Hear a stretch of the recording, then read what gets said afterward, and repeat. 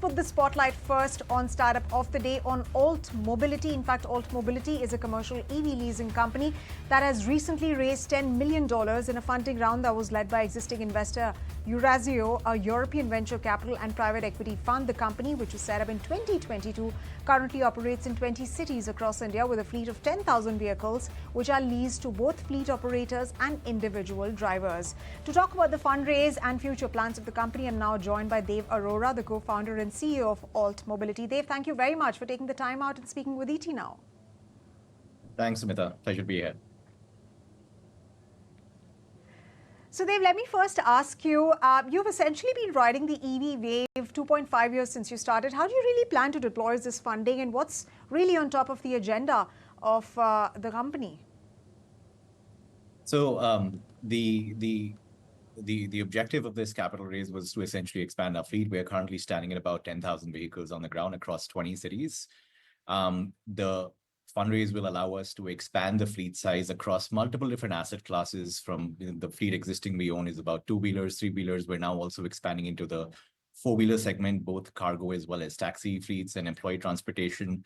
The objective is also to broaden our services. So going beyond just providing leasing, Alt also provides a comprehensive asset management solution, which includes handholding and reducing the barriers for the entire electrification journey. Building in components and infrastructure and servicing around developing comprehensive AMC plans in collaboration with OEMs, enabling charging infrastructure, and essentially helping in setting up of hubs. So a lot of this will be the backbone of the expansion that we do, is providing a full stack and turnkey service and enabling access to infrastructure that is required to support the expansion of electric adoption. All right, Dev. So this segment essentially it started with e-commerce companies which supported B2B fleet operators. So in that sense, tie-ups are very crucial in this segment. So what are the kind of tie-ups you're essentially looking at in the next few months? Will you be doubling down on the ones that you have currently? So in terms of tie-ups, we have expanded our collaborations with e-commerce companies. So going beyond traditional e-commerce, we're now looking at D2C brands to expand. The backbone of deliveries is essentially been catered to by e-commerce, but also looking beyond to traditional logistic companies. The entire logistics sector is catered into both into intracity and intercity, and across first mile and last mile and mid mile. So our objective is to use the fleet and increasing capabilities of battery technologies to provide longer ranges, to go beyond the initial intracity deployments to also now looking at intercity deployments. That's one part. We're also looking at tying up with OEMs. So the initial partnerships that we have struck were primarily with two and three-wheeler OEMs. We're expanding partnerships within that segment to also now look at four-wheelers and bus operators. So those OEMs are going to be quite critical to our expansion, working across both at the central level as well as the dealership level to ensure financing and leasing solutions are accessible to customers around the country. That's going to be quite a backbone in terms of distribution channels that we intend to deploy. And finally, in terms of infrastructure access, we are also partnering with multiple charging point operators to ensure that the sufficient infrastructure is there to support the deployment of these fleets. Right. But Dev, are you profitable? Do give us a sneak peek into your revenues and the further targets that you're looking at for the company. Certainly. So the company is currently operating at an AUM of 200 crores that we have essentially deployed in the last 2.5 years. The target for the financial year is that we will probably touch an AUM of about 300 crores.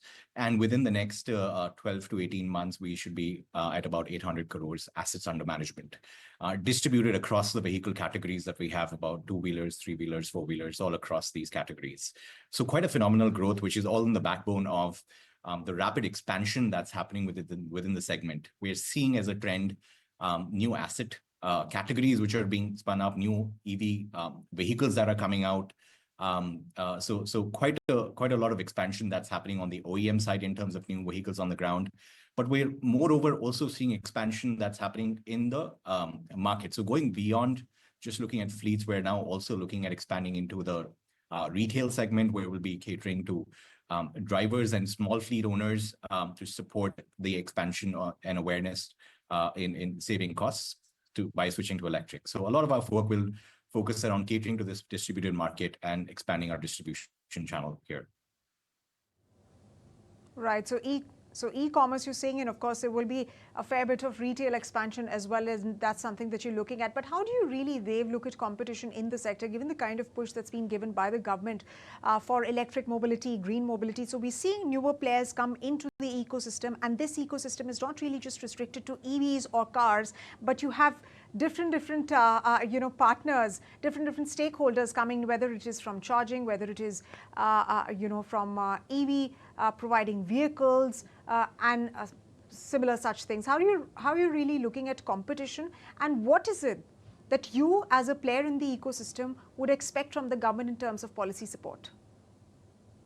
Right. So partly you've answered the question yourself, because EV is no longer just about a single company. It's about an ecosystem.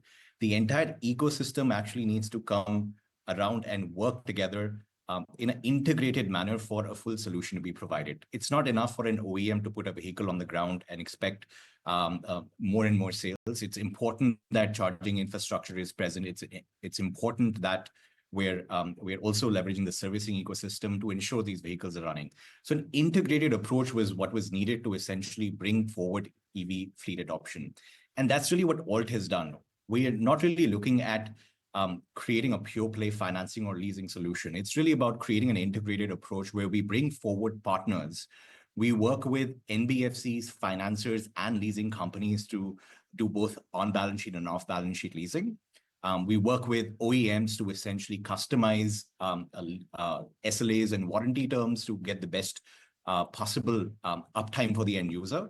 We work with garages and dealerships to ensure high uptime for the fleet and strong SLAs to ensure continuous running of vehicles. And finally, with infrastructure providers.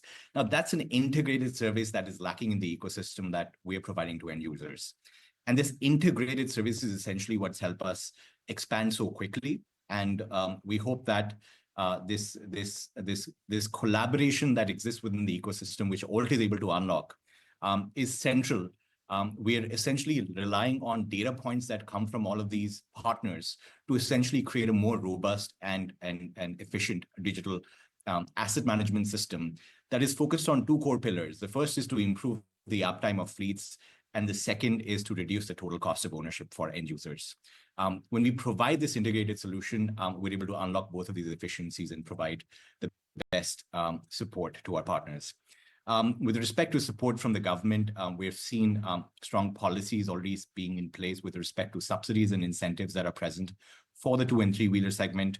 We believe that a new announcement should come in for the FAME 3 adoption as well. So we hope larger asset classes will be there as well. Both on the demand as well as manufacturing side, I believe strong policies are needed to make India as a central hub and India as a center for exports as well. So international expansion is certainly going to be on our cards as well. So we are hoping to be a part of that growth story along with the Indian EV ecosystem. Okay. So when you say that you're looking at international expansion, how far that would be? So maybe another 18 months or so, I believe we should be perhaps in a new geography, and we're already having conversations with multiple partners across Southeast Asia, Africa, and other geographies that should support this expansion.